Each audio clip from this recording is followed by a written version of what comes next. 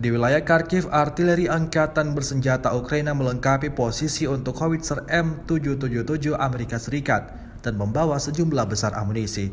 Rekamannya ramai beredar di media sosial Telegram pada Rabu 19 Oktober 2022. Sebagai hasil dari perang kontra baterai dengan perhitungan UAV kelompok barat, posisi pasukan Ukraina diidentifikasi dan dihancurkan oleh amunisi presisi tinggi Krasnopol.